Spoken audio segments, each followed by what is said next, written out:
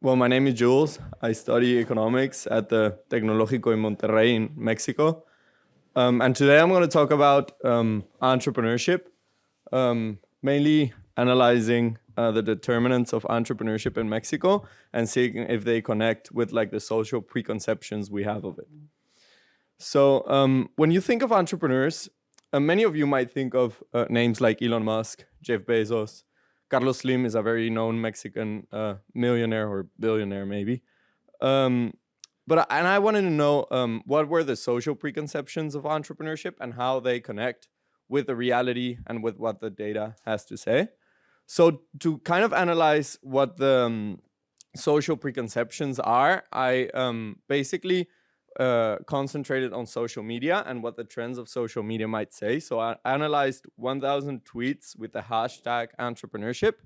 And like in these word clouds, you can see the words that are most related with entrepreneurship in Spanish and in English. And the results were like putting entrepreneurship as more than like an alternative way to work, like being self-employed or not. It kind of like also talked about a certain lifestyle and like made it something desirable with words like leadership, mindset, lifestyle, motivation, success, inspiration being mentioned a lot when talking about entrepreneurship, and also positive personal traits. But it also stood out to me that they talked also about like there was kind of a social or socio-economic status given to entrepreneurs. And I wanted to see if that holds in the data. So I conducted a logistical regression to estimate the probability of being self-employed in Mexico with variables like the age of the head of household, the monthly income, average hours worked per week, the share of income in transportation, the share of income spent in leisure, the sex, and the employment status was like the dependent variable.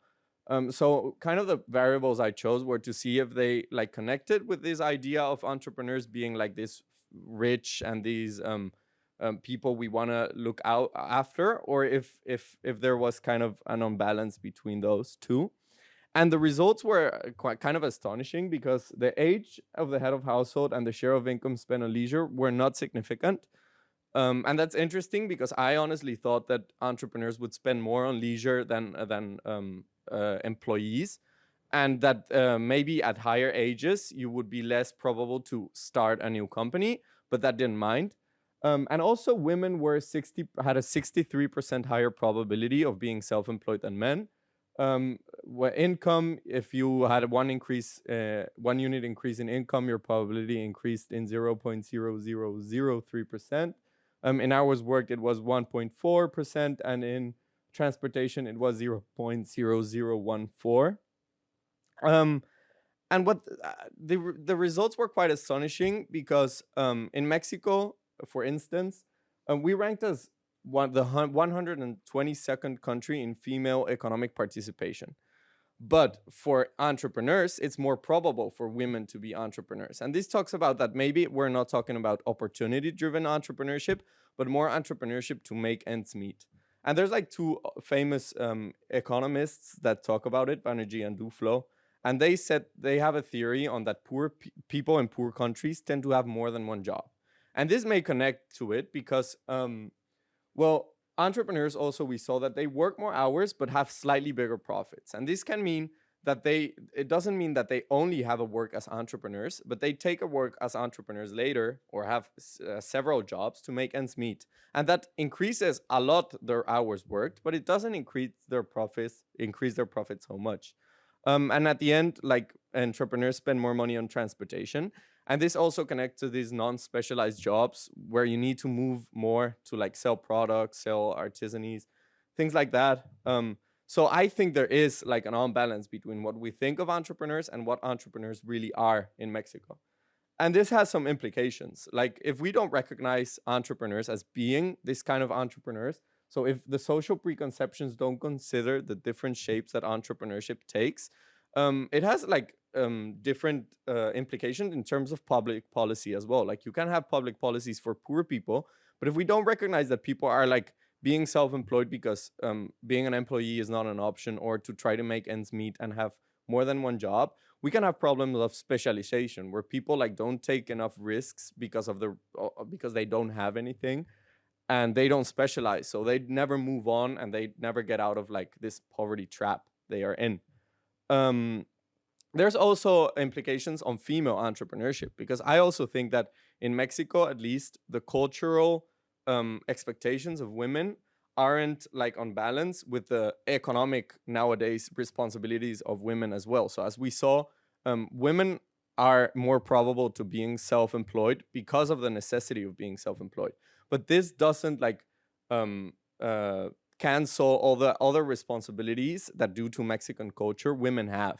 So like analyzing from it from an intersectional perspective, we can think that this on balance can even make you like more vulnerable to hardships, where like having more responsibilities, not only at home, but also like economically speaking, can only make you more vulnerable. So yeah, I want to conclude with, I don't know, I want all of us to reflect and think like next time we talk about entrepreneurship, let's not think about Elon Musk and Jeff Bezos. Let's think about these men and women that go out every day in Mexico to try to make ends meet and try to improve their quality of life. Try to think about solutions to make to because they have those personal traits we ought to have and we all want to have, but they just don't have like the resources or the way of life we want to. So let's just have it in mind and maybe we can change something ourselves.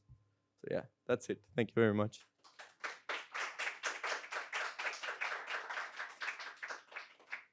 Does anyone have any questions? Thanks so much. That's so interesting. I'm wondering if you differentiated at all, or if there was a way to in your data between formal and like kind of entrepreneurship in the formal and informal sort of sectors. And if you could just comment more on that, because I know in Mexico there's a lot of informal work, and also if you think that like if people are working in the formal or informal sort of parts of the economy, how that's related to, like you mentioned, the idea of a poverty trap and like entrepreneurship where people aren't necessarily increasing their incomes over time, but just sort of making do. And so I was just curious if you could say more about that. Yeah, I think I mentioned it here. I forgot. Yeah. So informal work in Mexico is, as you said, very big. It's almost half or more than half of Mexican population works in the informal sector.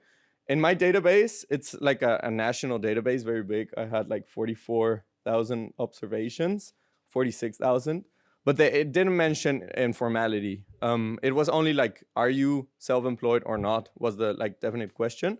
But I did take it into account, like doing the analysis, because as you said, I also like some authors did another project. I mentioned it in the paper, and they saw that employees in Mexico, they don't make as much money as being self-employed in Mexico, like in the average. So in my paper, it was different, but in the average, employees in Mexico, because of this informality rates, they tend to have like very hardworking jobs with low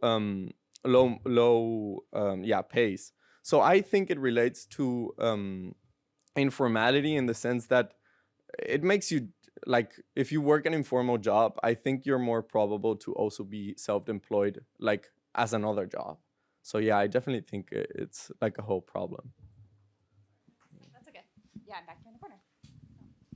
Can you maybe talk a little bit about what examples are of the informal work that people are doing and how that kind of, what that looks like when they're informal entrepreneurs? Okay, so informal work in Mexico is only that you don't have like a formal contract and you don't have like these governmental facilities they give you. So you don't have insurance, you don't have like any securities of your payment. But in terms of like self-employment, well, Mexico, for starters, I think the most important thing about informal work in Mexico is there's a huge population of like domestic workers. So in Mexico, it's really an issue where domestic workers, like women from low economic backgrounds, get trained to be domestic workers.